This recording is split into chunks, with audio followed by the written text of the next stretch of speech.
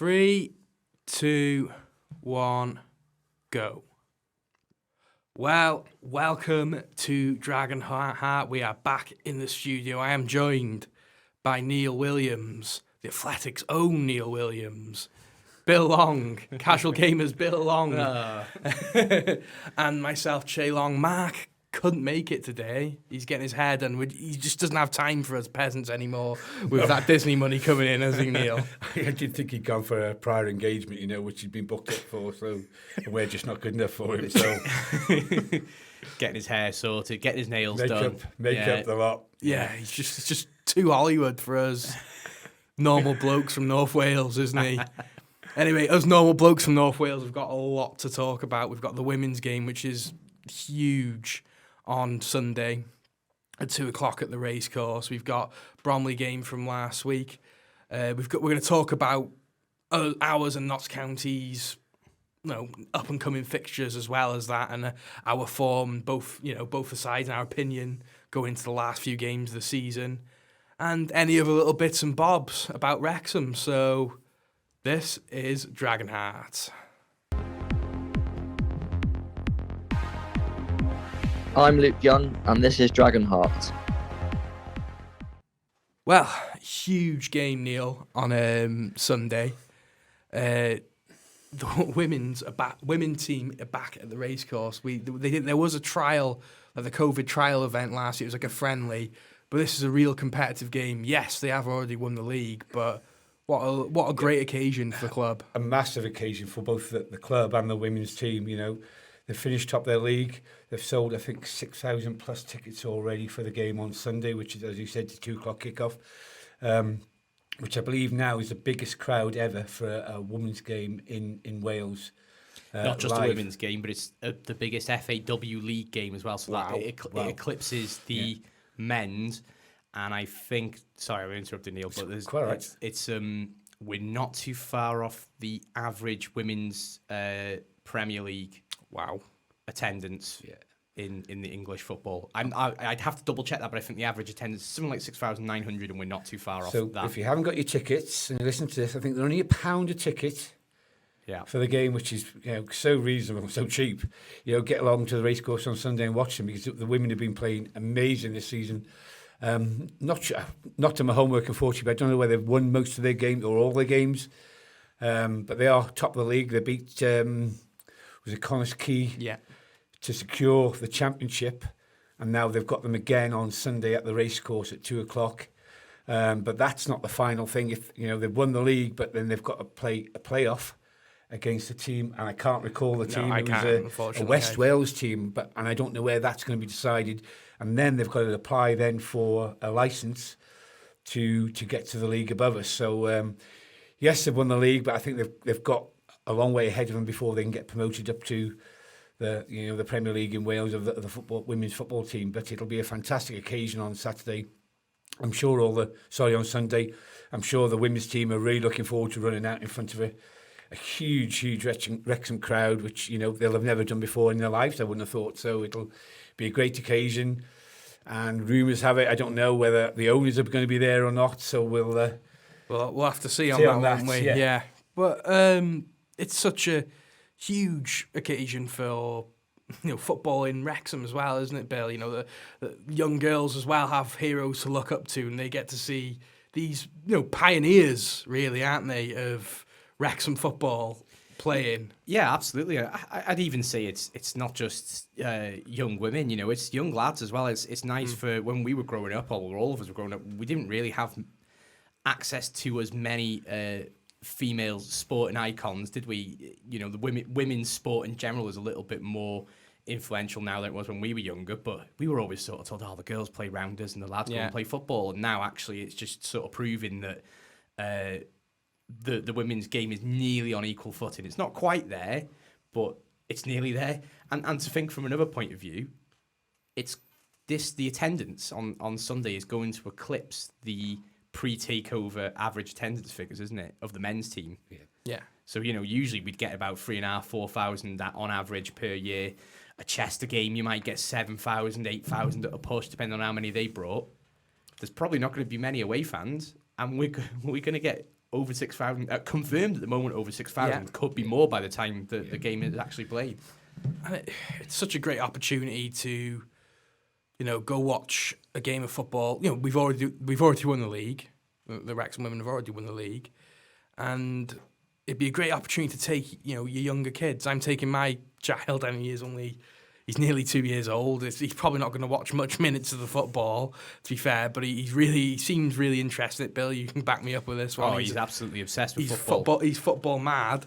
So it'd be really nice to take him, and what an iconic game for, to take your young ones to, and how affordable it is as well, Neil. In these times we live in right now, to be able to watch a game of football for £1, that's just a bargain, isn't it? And to see, I think they're going to present 2 trophies, aren't they? Was it the under-19s one as well? The women's 19s won their league as well, so they're going to have their trophy presented. The women's team are going to have their trophy presented in front of a huge crowd, and it's going to mean so much to them. And I know a lot of the women players are Wrexham fans as well, so it'd be great for them to be playing on the racecourse. Yes, they played in that trial match just after COVID when they played North Paul and beat them 6-0, but the quality of football during that game with our strikers was phenomenal.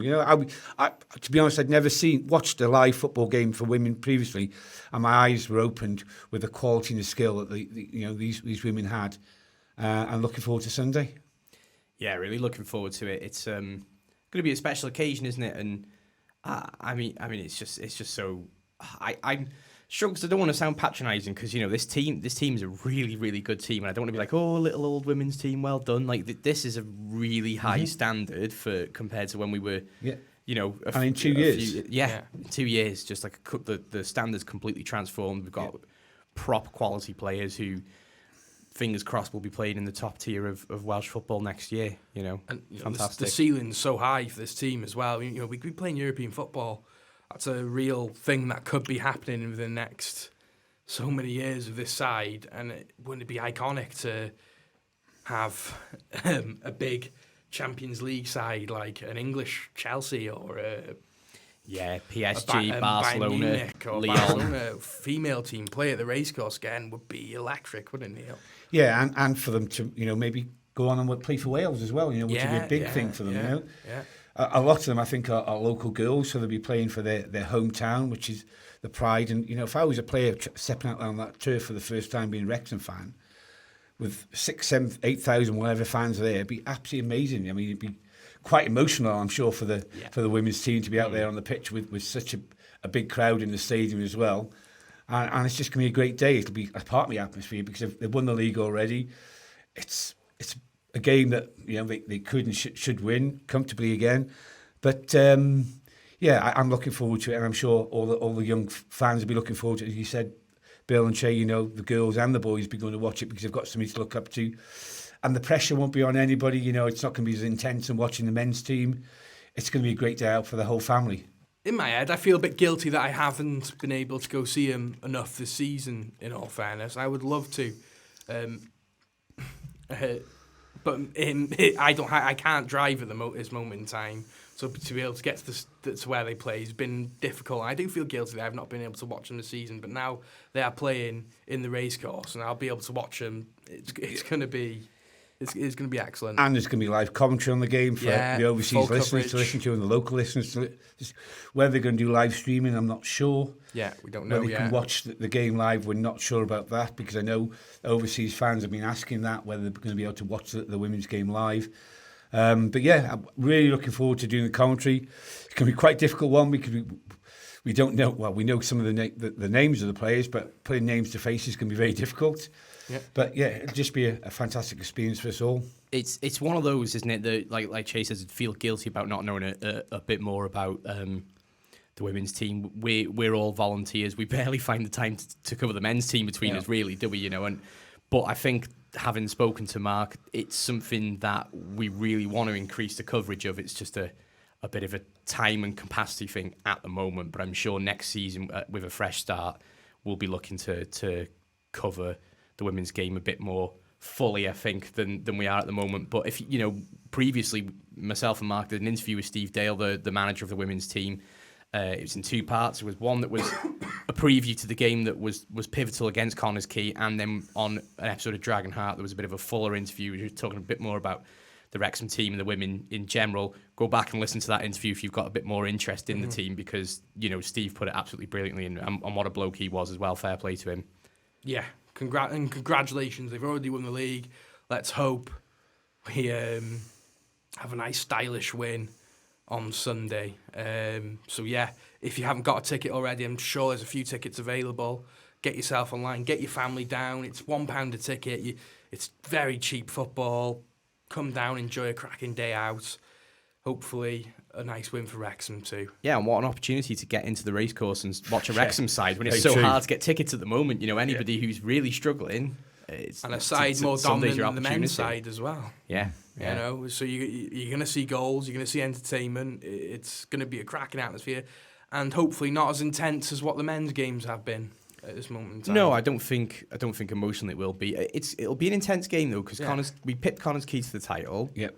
They came second. They're probably one of the few teams that actually did give this team a run. Yeah. It was 2 late goals that Wrexham scored at Connors Quay only a couple of weeks ago. Exactly. Which won them the title. And Connors Quay beat Wrexham in the cup as well, yes, didn't they did, yeah. Yeah, Mm-hmm. So, the two sides are going to be really competitive against each other, and I'm sure Connors Quay are equally relishing the opportunity to come to the racecourse and spoil the party in front of a couple thousand people. Yeah. Well, more than a couple thousand, but you know what I mean. A few thousand. Yeah. Several thousand. Yeah. 100%. So as I said, I'll say again, please go get your tickets. Please go support the women on Sunday. It's going to be a great day. And another great day was last Saturday, where we played Bromley. And after this, we're going to talk about that game. I'm Aaron Hayden, and this is Dragonheart. Bromley. Our bogey team. Yeah, our bogey team. And we've beaten them twice. Definitely Leighton's bogey team. Let's get that out of the way. Let's get out of the way. I think you couldn't write it, could you? No. Free season on the run, and I think let's talk. So say some of the fans who aren't aware of this. So 2 seasons back, the lockdown season, when Dean Keats was in charge, he suffered quite a horrendous concussion, wasn't it, from one of their players? Oh God, I forgot his name now. I can't remember who it was. But it was like a knee knee to the head. Yeah, it was a knee to the head, and it was a really he was taken to hospital. Yeah, he was taken to hospital, and the game was delayed for about 10-15 minutes. It looked like career ending. Mm-hmm. And then last season we had a really, really tough away game against Bromley, like they always are. Drew 0-0, and Lainton came up for a catch a ball, and didn't he land on his wrist? We got kicked in the wrist, didn't he? The striker went for the ball, and he's caught Leighton on the way in. That's it, and then that was him for the rest of the season done. Yep. And then we weren't aware of it this season. I can't. It was half time. It's like, Mark Howard's on the side and he's getting warmed up. I said that to Mark, and I'm like, what? And he's like, oh, Mark Howard's coming on. You couldn't write it. Kicking a football from a goal kick. He's done one of his ligaments in. Out for 6 weeks. Yeah, out for 6 weeks, and that's pretty much the season then, isn't it? Hopefully end of the season. We're not in the playoffs and haven't got to do a playoff final, but you can't imagine, even if he's like out for 6 weeks, he's surely not going to be match fit after 6 weeks anyway. As in, you wouldn't want him going in cold to a playoff game if we were in that situation. As we know, Bromley's always a tough place to go to. They're a very physical, strong team. They play on a 4G pitch, which we're not used to. The ball, we said, during the commentary, the ball was running and bouncing funny. It was very difficult for the players, but at the end of the day, we came away with all 3 points is what we wanted. We didn't foresee it, but Mullins, 2 great goals. They hit right back after we scored our second goal, which to me, still watch it now, was definitely offside, but was never given. But we come away with 3 points. A tough place to go, Chay. Yeah. And we've come away with 3 points and still keep our 3 points clear of, Notts County. Well, we were 1 point before the game, but we've got 3 points. Yeah. Well, I've got to say, with Bromley, the first 20 minutes, we hit the bar twice. We did. Yeah. And then I thought to myself, if these don't go, with these not going, it's going to be one of those days. And Bromley are one of those sides. If you don't put them away, they'll just keep coming at you. They're a very resilient side. They're very strong and organised defensively. Andy Woodman, their manager, he's a very good manager at this level, Bill. They were tough, like usual, weren't they? Yeah, they're a really well organised side. They've got quality across the pitch. I don't think there was any area where you really thought, oh, we can target them here. You know, Topoloy's a good player. Michael Cheek, your favourite, he's a good player. Cracking you know, striker, best striker, been one of the best strikers in the league until Mullen and Langstaff come about. Yeah, and you know, fair play to him. The goal, he's timed it perfectly, because even if he was offside, he's managed to trick the officials. Which, in fairness to them, that's the kind of thing that you pick up with freeze frames and stuff, isn't it? You know. Yeah. It's marginal.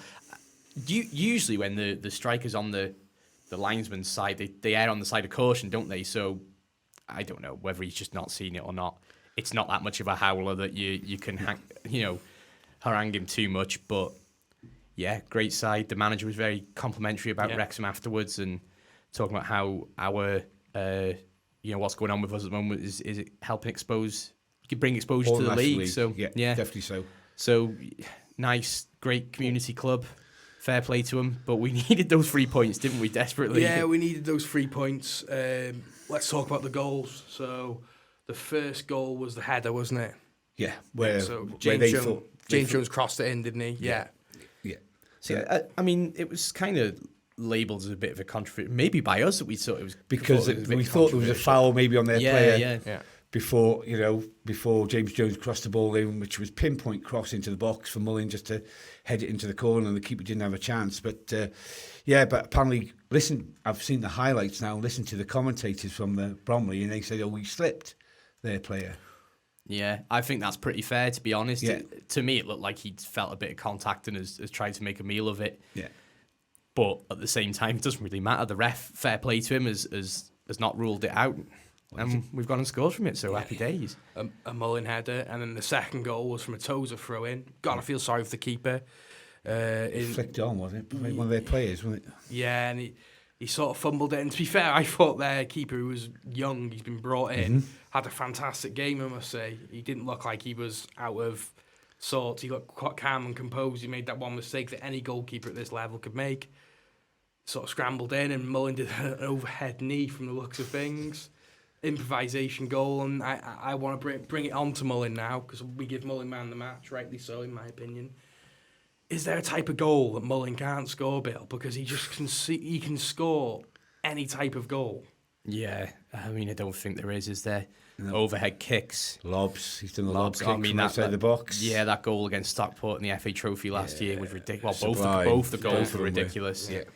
Scissor kicks, yeah, volleys, headers, tap-ins. Yeah. For this level, he is the complete forward, isn't he? He brings absolutely everything. Well, okay, here's a question for you: is he the most complete forward we've had at Wrexham in the modern era? Yeah, in our time, yes. Since he's been in the National League, definitely so. You know, he's such a complete striker. You know, he knows where to be when the ball's coming in. He's got fantastic vision. He's got pace. He'll actually take on players as well, so he's got ball skills as well.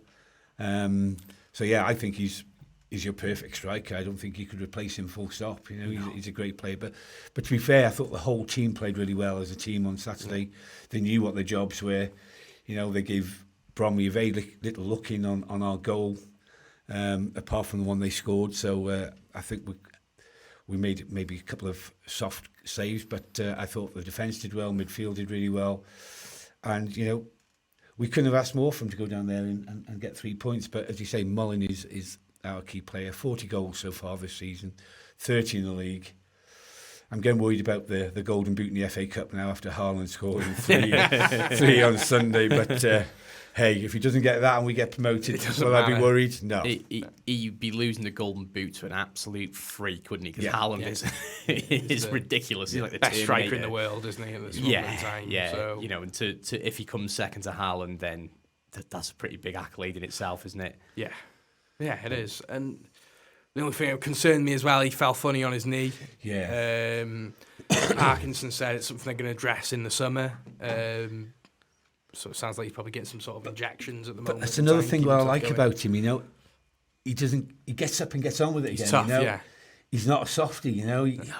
He's not a softie, No. and he also goes down easy sometimes. He does as well, go down which easy I, under- which, under I, pressure. which I quite like. He wants to win that much Yeah. that he's willing to go down and try and win free kicks and penalties. I think you at any level of football, you need somebody who's willing to do the dark arts. And I think us Brits, you know, we sort of class our dark arts as somebody giving someone a little punch at a corner or whatever, you know, a little pinches in the back and all that sort of stuff. And we don't appreciate diving. But on the continent, you know, just to bring a bit of a air of Mark Griffiths and being that devil's advocate like he likes to do on the continent in Spain, Spanish football, you know, they applaud it. And if he wins us a penalty or a free kick by going down like that and we get promoted, I do not care one jot. I'm on the fence because I say, yeah, I want to get promoted, but on the other hand, I'd say, in all honesty, it's cheating, isn't it? No, Okay, it's not. so we're drawing against Turkey. Last game of the season. Results have gone Yeah. in the way that we need to win that game. That final game of the season. 89th minute, Mullin goes down in the box, dives, but gets a penalty. Are you complaining? No. But that's the football side of me saying. My morality side of me Yeah, saying it's cheating, you know. But But it happens all the time, you know. You see it everywhere. But technically, a foul is this is. I'm a little bit with you, Neil, because diving is not a good look. No, but I a don't. foul is a cheat. Yeah. If a free kick, you've cheated to I don't care about disarm the diving. attacker. So there's a foul. Do you know what I mean? It's like. Yeah. I know it's not like you're trying to convince the referee like a dive is. It's different. You've just gone into someone. It's a contact sport, but it's still cheating to tackle someone when they haven't got the ball or whatever. So why not? Oh, I don't care. If he dives and wins a penalty in the pre-season game, I say brilliant. I don't care. As long as he's winning Wrexham games. I feel like I'm in the middle and you two are like the Yeah, we're on our side. opposite Yeah, side. opposite sides of the spectrum. I don't care. You know, another person as well I think needs a bit of credit recently because he's been up and down. He's had a lot of criticisms. Ollie Palmer. I think Ollie Palmer does a lot of work off the ball. That does create Mullin all these chances to score these goals as well. Yeah. Then to is still the best striking partnership in the league, aren't they? Yeah, I think Langstaff and Scott would have had an argument for that, but Scott's been injured and it seems like he's probably going to be out for the rest of the season. So I think, or at least for a period anyway. I don't know. I'm not up on Notts County injuries, but them two might have had a case. But nah, it's Mullin and Palmer, isn't it, Neil? Oh, definitely so, yeah. But maybe have a craze for maybe Rodriguez has started scoring a few goals for County now. True, but yeah.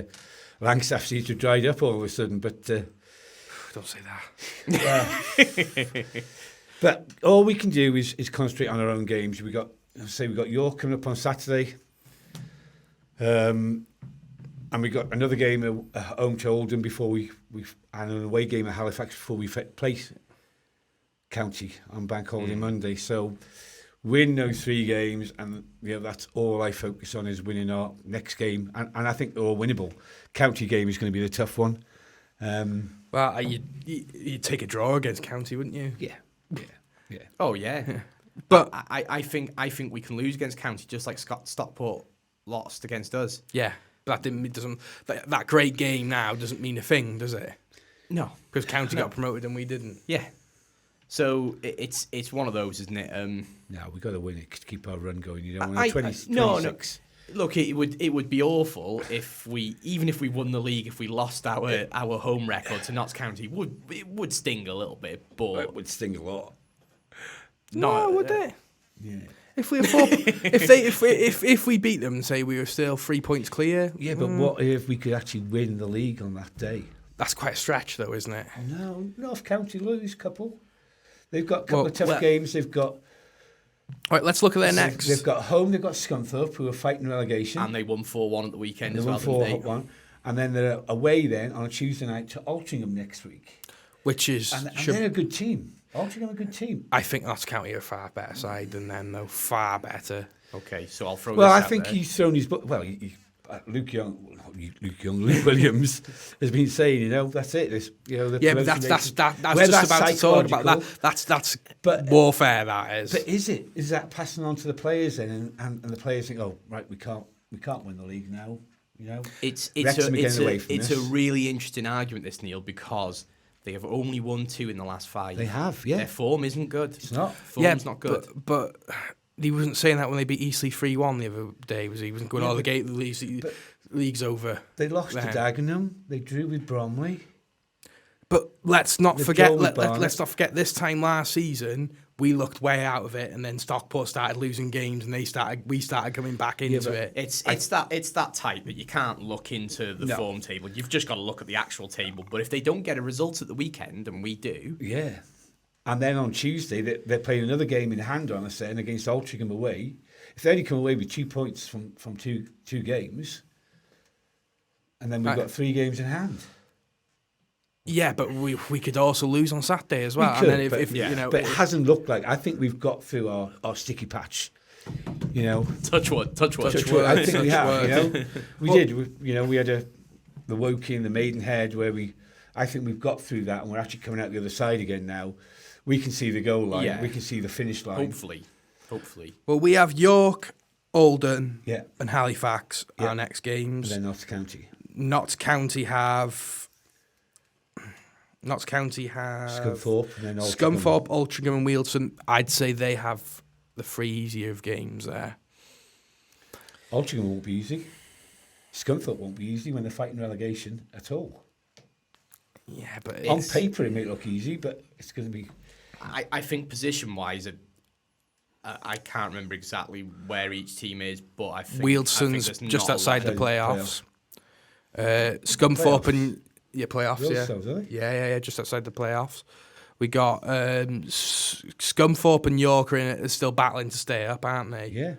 And Altrincham, I'm not too sure where they are. Altrincham are mid-table, but they're in the FA Trophy quarter-final or semi-final, So aren't they? that's the only thing that might be difficult for us because they're playing on that Saturday. They might rest players against Notts County, mightn't they? And it could end up being an absolute They're battering. playing Notts County on Tuesday, Altrincham are. Yeah, and then they play On the Saturday, they may well do, yeah. So they might rest a few. They might not.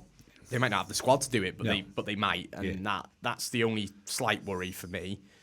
we will, after these 3 games, we'll really see what's up, Yeah. I think. Or both teams just win all 3 and we're still in the exact same position, but we're going into but the Notts it's County still game. what's up then, isn't it? Because It's in our own hands. You go into that Easter. For me, the most important 2 games of the season is that Easter bank holiday weekend, isn't it? It's going to be absolutely huge. That's a double header and a half, that, isn't it? I'm looking forward to the Halifax game away. I certainly am looking same forward here. to it. We'll talk about that close to the date. But it's gonna be a mad one, isn't it? Let's do a quick look forward to York on Saturday. It was a tough away game, wasn't it? We drew with them. I'm glad to see York back in this league, Bill, because they're a well supported side. They've got one of the highest average attendances this season.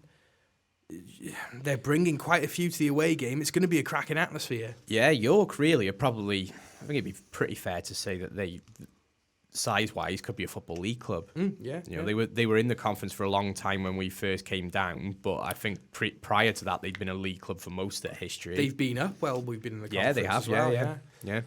Didn't they go up the 98-point season? Didn't they? They certainly did. Yeah, they Gary Mills. they beat Luton after we lost to Luton in the semis.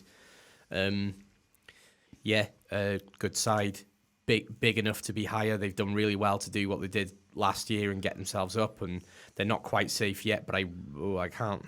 You got the table there, have you? Yeah, they're quite a stretch. They are quite a bit away from playoffs at all. Yeah. Yeah, they're 42 Mid-table. points. Yeah. So they're low mid-table. How close are they to that bottom relegation spot? Scunthorpe are on 33 points. They're 22nd. So they're 9 not. points clear. Yeah, for me, that's a big jump, isn't it? Yeah. I think, though, with that, Scunthorpe had an absolutely rotten start to the season, and their form is a little bit more mid-table now than it was previously. It's probably not good enough to save them, but they're a little bit of a better side than the table sort of shows.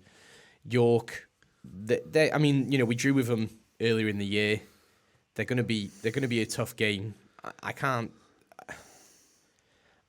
You just can't look past Wrexham. You take the emotion out of it, and you can't look past Wrexham at home. We've got the quality in our team to put at least 3 goals past them. I'm sorry. Yeah, I can't see nothing more than a good Wrexham win, a confident Wrexham win on Saturday. I'd be happy with a 1-0. Yeah, we'll all be happy, but we've just got the quality and depth in our squad that, you know, Barnes has impressed me so much on the wing. Yeah. Taking on players and cross into the box. So I just think we've got far too much quality, and you know, I think it'll be a comfortable win on Saturday, and again against Oldham when they come here. It's a big game as well, though, isn't it? They're all big games. We've been saying that for a while, that they're all big games. We've been saying it since November, haven't we? And each game we keep getting through, and you know, majority of them are quite comfortable getting through, apart from Aldershot, but most of them are getting through, you know. So there's the traditional Wrexham fan in me, though, that's always thinking, we're going to slip over at some point, because... Not necessarily so, though. No, it doesn't have to, you know. As long as the team have got that belief. And, you know, we've got Parky as a fantastic manager, and he's got his tactics right, and he's watched York games and seen their tactics and how they play. He will have them ready on the pitch on Saturday. And as I say, I can't see anything more than a comfortable win against York. Let's hope no York fans or Notts County fans clip that and put it all over social media. Neil's very, very confident. I'm not as confident as Neil, but... our home record has been outstanding. It has. We got to be looking to win every single game. The home games are going to be counting the most now, aren't they? We've got 5 home games and 3 away games left. Yeah. Hey, our away form's not too shabby either, is it? It's not. Honest. It's not quite the home form, is it? But it's not bad. It's not bad at all. I mean, Torquay relegation fodder at the moment. That's the last game of the season. Hopefully that will be party day for the fans down there.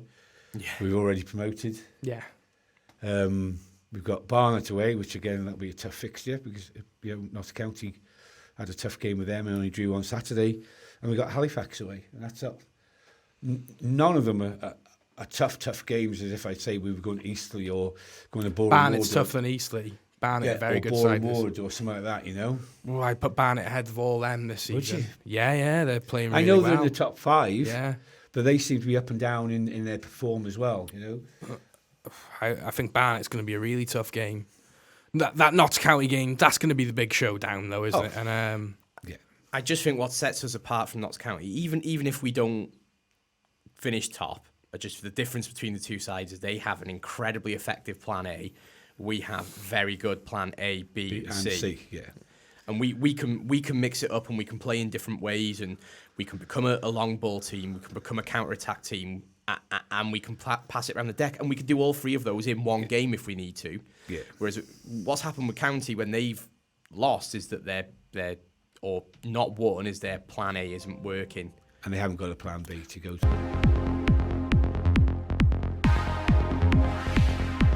I'm Liam McClendon, and this is Dragonheart. yeah, I think it's crazy that we are criticising the side like Notts County, because you could argue that both of the sides this season are the two of the best sides you've ever seen in the National League. It's splitting hairs rather than criticising them, isn't it? I think, you know, it's looking at where we're different. I think if we were to not do it, it would be the cup run maybe has helped us run out of steam. You know, if we get to, I can't see this happening, but I'm just saying if it did, and it would be them beating us, which would set a domino effect off possibly, which for me, you know, would go to show they were a better side. I just mean tactically, if you were picking holes, those are the things. The problem we have is that we don't, if Mullin's not firing, we sometimes find it difficult to score. That would be the only minor criticism. I mean, we're on 94 points at this stage of the season, and they're on 91. They're going to break all of the league records, and we might still win the league, and vice versa. Yeah. But I'm still confident that even if we do finish second, that we'll win the playoffs. That's where I'm not as confident, see. No, because it's such a lottery. I love this role reversal. Such a lottery, it is. But we've comfortably beaten all the sides. But you know, it's mentality then, you know. Yeah, it's mentality of the players. They nearly got there but didn't. This team compared to last season's team is so much better. So that's why we should be winning the league. Yeah, I agree, but Notts County are a very good side too. Yeah, but I think, as Bill was saying earlier, that we have got plan A, B, C, and I was speaking to a West Ham fan about this the other day. He watches West Ham, and they haven't got a plan B. He said he's so frustrating, They've got some players who will stand by the opposition players so they don't even get the ball past them. They don't want to play, Where we've got, as you say, plan A, B, and C, where we've thrown 3 strikers on the pitch to win a game, Yeah. And we're not scared to do that. And it's worked.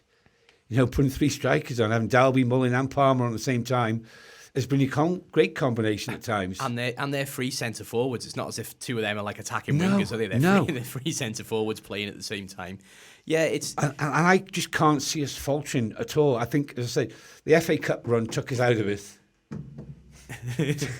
We've all got our hands on the wooden table. Yeah. The FA Cup run took it out of us, and it did. It was quite a mental toll on them.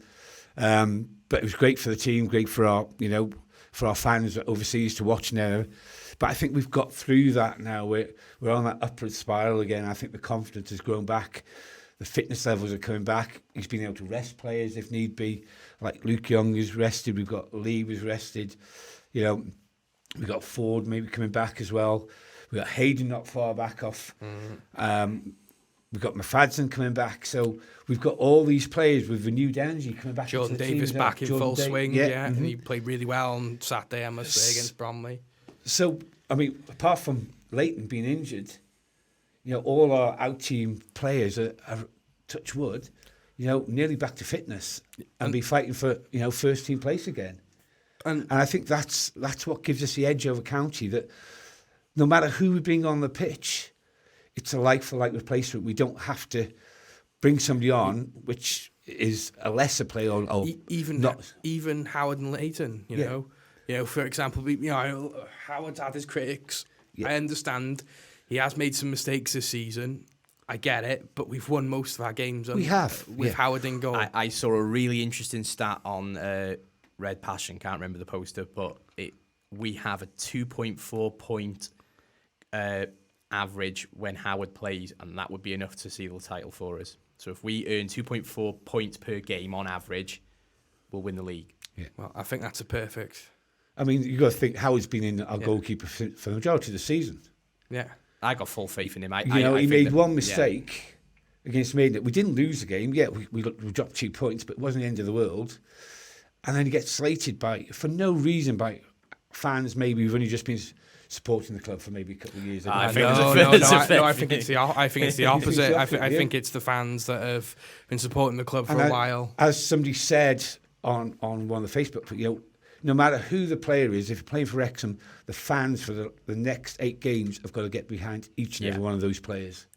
It kind of reminds me of the maybe Maxwell situation, where there was a lot of the old guard fans who really liked Maxwell and were really team Maxwell, like people are with Leighton, and then were very critical of everything Miyabi did, and there's people who are very critical of what Howard's doing now.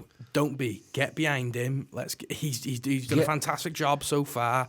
So yeah, positive attitude for everyone playing for this team. I mean, it's one of those freak accidents with Leighton, Yeah, it could happen to anybody. And now people are saying, "Oh, he's made of glass. Get rid." He's a class goalkeeper. On his day, he's a really good goalkeeper. He's very vocal. I think his defence have great confidence in him. And he makes some fantastic saves. What was the save he made? One of the games recently where it was a top-class save. Yeah. Oh yeah. Oh. Yeah. Any team would miss him, but I think Mark Howard's probably still one of the best keepers in the league anyway, isn't he? On top of that, I mean, the man's had an absolutely stellar career. He played for Sheffield United. He's played for all sorts of clubs. I mean, I'm not worried at all. Not worried at all. Exactly. Anyway, I think that's the perfect way to finish off the segment. After this, we're going to be talking about the Wrexham team and how, a few years on from the takeover, how this team, the brand, has exploded. I'm Kerry Evans, and you're listening to Dragonheart Radio Show. Well, me and Bill cracked open a few beers on Saturday night after the game, like we usually do. We had a takeaway on the way. It was lovely, and we were watching our other favourite sport, MMA, and there was a premiere. There was the best MMA fight on British soil ever. And, of course, in the UFC, And this was a huge title fight, wasn't it, Bill? Leon Edwards versus Kamaru Usman. It was massive. And I didn't even have a clue that the Wrexham players were there. They were putting the camera on all these huge celebrities, Bill. And then the last clip was Jordan Davis, Ollie Palmer, Watson, and Mullin. And it was just like, and then it was the UFC announcers. Then started talking about Wrexham for about 2 to 3 minutes. They're talking about the Welcome to Wrexham Yeah, they're talking about the documentary. Welcome to Wrexham documentary. They're talking about our result against Bromley, and I couldn't quite believe my eyes. I really couldn't quite believe my eyes that I've been a fan of the UFC since I was about 9 years old, and it wasn't a cool sport to follow back then. Really, it was Wrexham were in a cool club. and then back then, I used to get the mick taken out of me for going to watch Wrexham as a kid. Why aren't you just watching United on the TV or yada yada yada? Now, both my two favourite sports, my two favourite clubs, whatever, have combined into one small 20-second clip that really did make my month, I must say. It was kind of crazy, wasn't it? It's kind of one of those things that it's almost more surreal than celebrities buying the club in a way. And I know that might sound a bit ridiculous, but I just think the fact that you've got 4 players there who play for Wrexham, not only just being at the UFC, because I'm sure professional sportswomen of all ilk go to big sporting events like that, but the fact that the camera was thrown on them, they were introduced as Wrexham players, and they had all the Welcome to Wrexham like signage coming up, signs coming up and all that sort of stuff, and you think, well, first of all, Rob's a big fan of the UFC, isn't he? So huge fan of the has he UFC. paid for that to then get a little bit of advertising? Yeah, maybe. Which nothing wrong with that, but the fact that the Wrexham chairman has the kind of money to be able to sort of get cage side seats for players. The biggest fight in UFC UK UFC history. Yeah, a title fight that when we'd been to see a title fight in 2016, they still put that on in American time, so it was like 4 or 5 o'clock in the morning when the main event was on, but this time they'd put it at UK time, so it shows like the growth of the sport in the UK, that they're putting it on 10 o'clock or whatever time the main event was. It was just huge for me and you, wasn't it, Bill? We're the people who stay up till 4 a.m. to watch these fights some weekends, Yeah. A couple of weeks ago when John Jones fought, I was up 5 a.m. watching, staying up all night to watch these fights. And MMA's not as... It's much bigger over here than it was, but it's nowhere near as big as it is in America. It's huge in America. And was this being shown live in America then as well? Oh, Yeah. All over the world? I think to be millions honest, of people would have been watching. the Wrexham players being there was probably for the benefit of the American audience more than it was the British audience. Great exposure yet again for the club, isn't it? So Huge. And they were sat not that far from... the kids in school have told Mark, who's then told me to say that KSI was by them. KSI was by him. Maya Jama was by him. She hosts Love Island, doesn't she? And She took a photo whatever with else. Paul Mullin. Yeah, she took a photo with Paul Mullin. It's crazy, isn't it? They want to be seen with conference players, like National League players. And there was, but the film stars now. well, this is the thing, isn't it? It's little moments like that kind of remind you how... I want to pinch yourself and say, is this still real? Yeah. Absolutely nuts. But I want to go back a step. You were saying, what did you have for your takeaway then on Saturday? Because we were recommended on what to have by one of our followers in America. We in the commentary. Did you stick to by what you said you were going to have? We didn't. Shock. So, horror. Everyone voted for curry, and I just can't hack curries, Neil. That's what it comes down to. Bill Just couldn't can't. hack curries, and we just opted for burger royalty, shall we say? Other burger places are available, but yeah. So next time we will adhere to the takeaway of choice of the Maybe don't put curry on the selection so that curry doesn't. Because to be fair, Chinese was second, and there was no Chinese delivering on the apps that we were using, unfortunately. I'll let you off, Bill, if you don't like curry. Wrexham Eats has got 5 exclusive Chinese takeaways. Other app places are available. None a sponsor in the club. But anyway, let's get back onto the club and the exposure. And fans. I'll go back onto the curry thing. I don't mind the curry. I'll just make it clear. But like, if I'm having a couple of pops, then it's not. Don't agree with me. No. right, okay. Sorry, Jay. Go on. Let's go back to this, brand exposure. And for me, looking back, when the takeaway,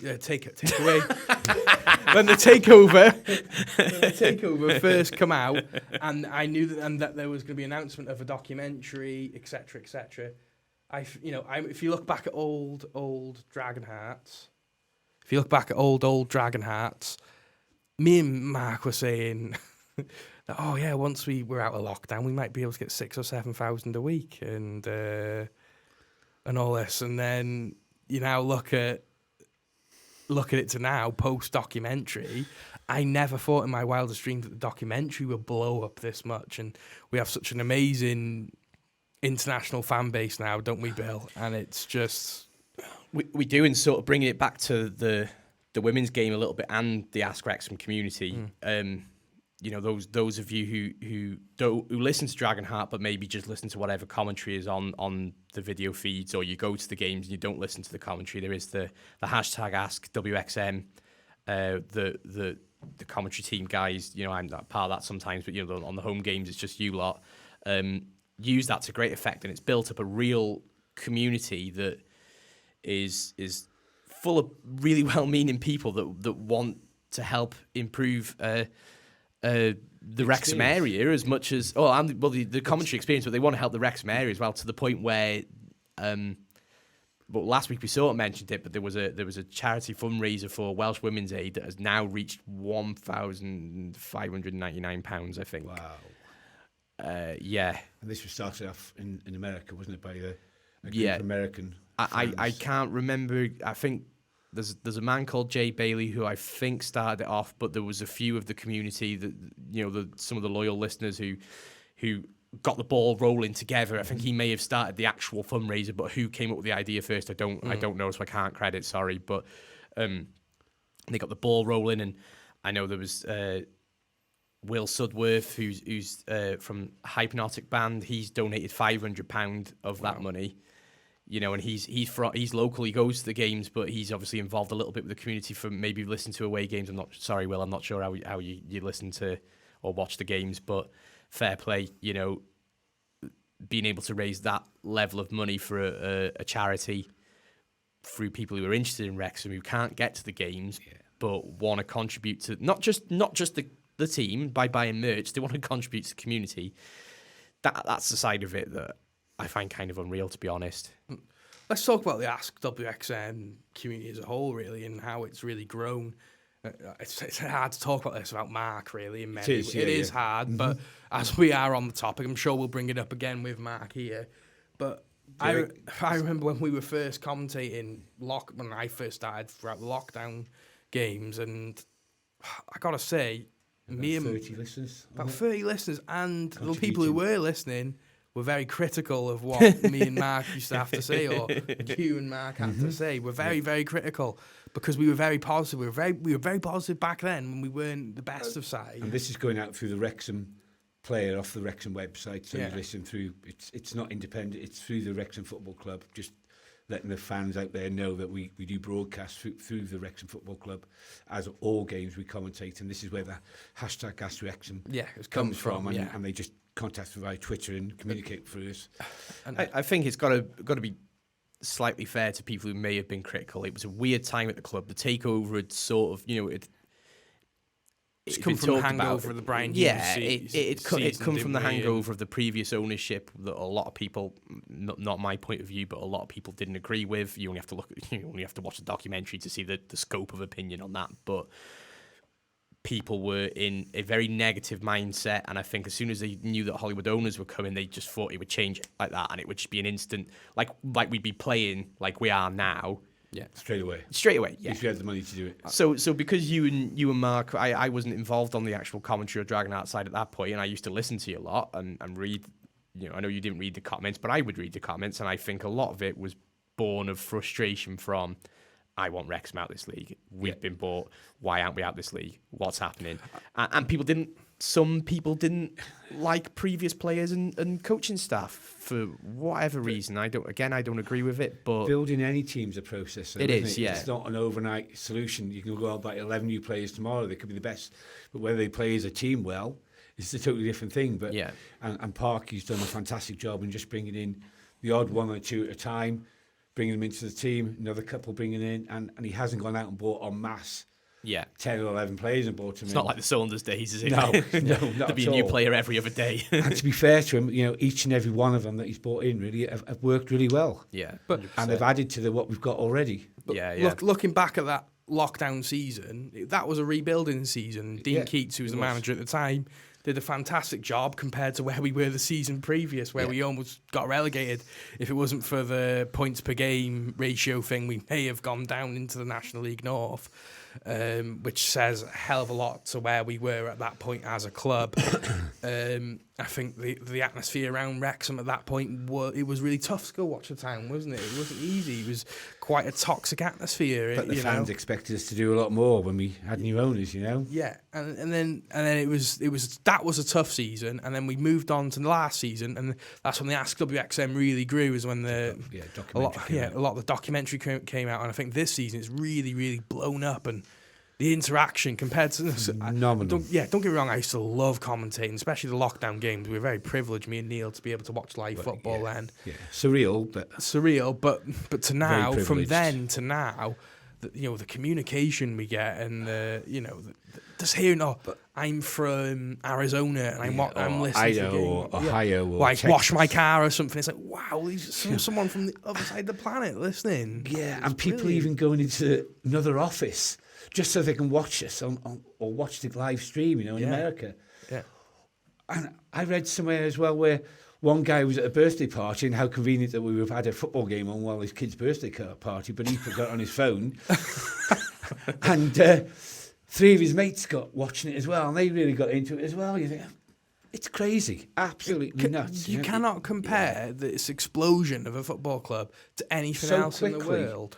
So quickly. Has there ever been a football club that you can No. think of that has just gone No. from a biggish region? Let's be fair. 4,500 up to capacity every game, Yeah. from maybe 30,000 social media followers to 1.5 million social media followers. To the point where there's tickets out and there's people coming in from around Every part of the around world. around the globe. So Absolutely. yeah. But that says a lot about the Wrexham community and what Wrexham means to the people of Wrexham and the surrounding area, that all these people around the world have bought in to the story that they sold through Welcome to Wrexham, and it is a community club. It is and it always has been. Geraint has been the stalwart of the club. He's been there since absolutely. I can remember, and they would always do anything for you as a club. And you see that spreading now throughout the town and to the wider circles around Wrexham and North Wales.